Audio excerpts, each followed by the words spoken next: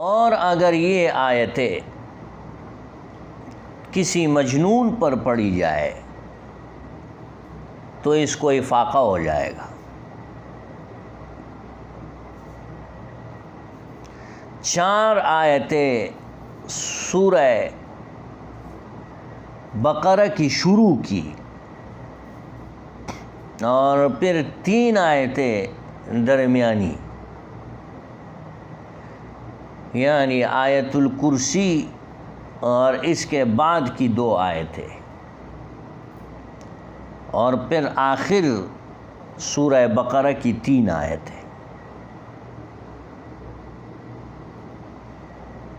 اگر یہ آیتیں کسی مجنون پر پڑھی جائے تو اس کو افاقہ ہو جائے گا اور اس کا جنون اور بیماری اللہ تعالیٰ رفع دفع کر دے گا۔ مضامین و مسائل کے اعتبار سے بھی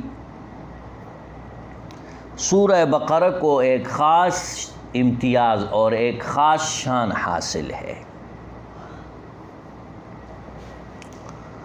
ابن عربی فرماتے ہیں کہ میں نے اپنے بزرگوں سے سنا ہے کہ سورہ بقرہ میں 1000 امر، 1000 نواہی، 1000 حکمتیں، 1000 اخبار اور 1000 قصص ہے۔ اسی کو امام قرطبی میں اور حافظ نے تفسیر کثیر میں ذکر کیا ہے۔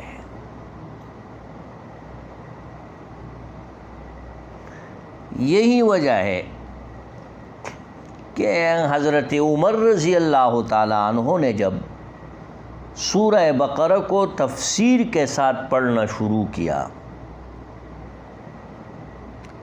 تو اس کی تعلیم میں مفسرین کہتے ہیں کہ 12 سال خرچ ہوئے، اور حضرت عبداللہ بن عمر رضی اللہ تعالی عنہ نے یہ سورت 8 سال میں پڑھی۔ امام قرطبی رحمۃ اللہ علیہ نے لکھا ہے کہ عبداللہ بن عمر رضی اللہ تعالی عنہ نے سورہ بقرہ 8 سال کے اندر مکمل کی۔ سورہ فاتحہ در حقیقت پورے قرآن کا خلاصہ ہے، اور اس کے بنیادی مضامین 3 تھے۔ اللہ تعالیٰ کی ربوبیت،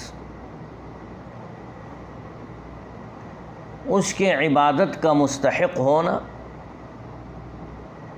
اور تیسرے نمبر پر طلب ہدایت۔ یہ 3 مضامین تھے فاتحہ کے۔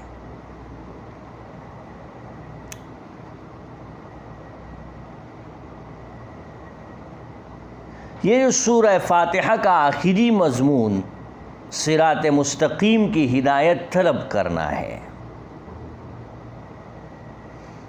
کہتے ہیں کہ حقیقت میں پورا قرآن اس کے جواب میں ہے کہ جو شخص صراط مستقیم چاہتا ہے تو وہ قرآن سے اپنا تعلق بنائے، جو شخص یہ چاہتا ہے کہ وہ بھٹکے نہیں، وہ قرآن سے جڑ جائے، جو شخص یہ چاہتا ہے کہ وہ گمراہ نہ ہو تو وہ قرآن سے لو لگائے، جو شخص سیدھا راستہ چاہتا ہے وہ قرآن پڑھتا چلا جائے۔ صراط مستقیم چاہنے والے کو سیدھا راستہ قرآن حکیم پر عمل کرنے سے ہی پتہ چلے گا۔ صراط مستقیم کی جو طلب ہے، سیدھا رستہ، پورا قرآن اس کے جواب میں ہے۔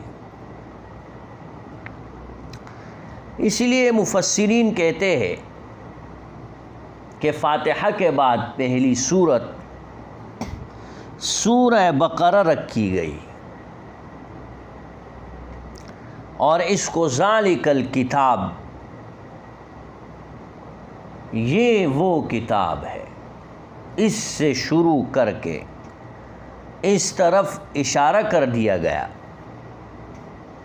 کہ جس صراط مستقیم کو تم ڈھونڈتے ہو وہ یہی کتاب ہے، جس صراط مستقیم کو تم تلاش کرتے ہو وہ اسی کتاب میں ہے، جس صراط مستقیم کی طلب کر رہے ہو وہ اسی کتاب کے اندر ہے، کہیں جانے کی ضرورت نہیں،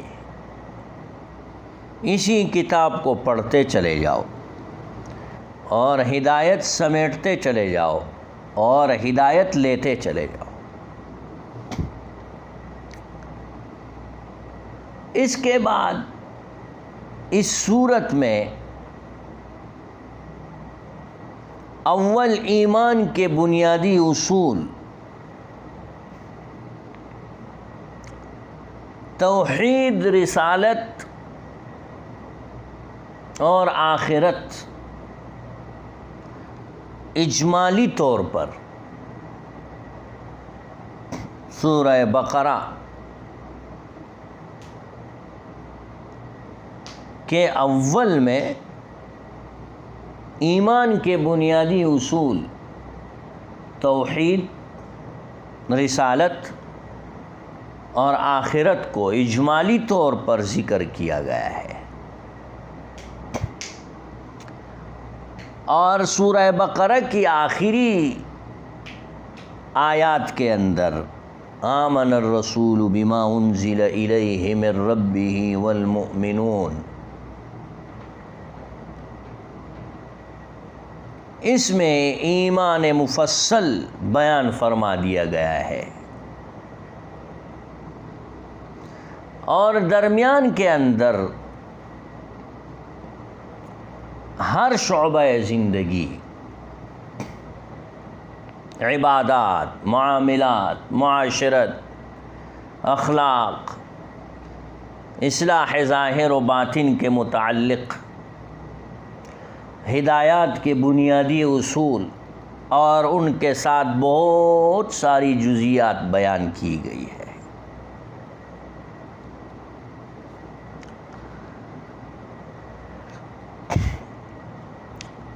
الف لام میم، ابن جریر رحمۃ اللہ علیہ نے امام مجاہد رحمۃ اللہ علیہ سے نقل کیا ہے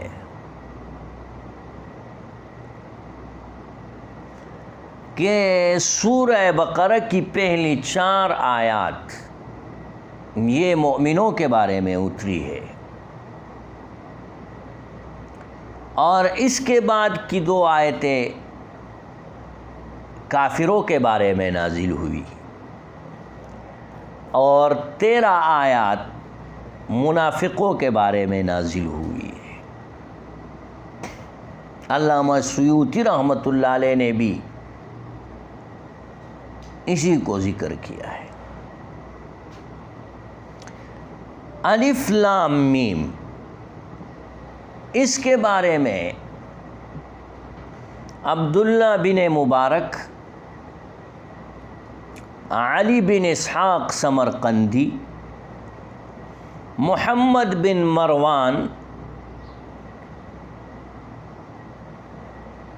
اور ابو صالح کی سند سے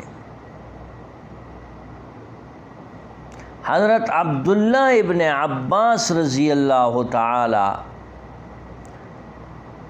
عنہ سے مروی ہے کہ الف سے اللہ لام سے جبریل اور میم سے محمد مراد ہے۔ دوم،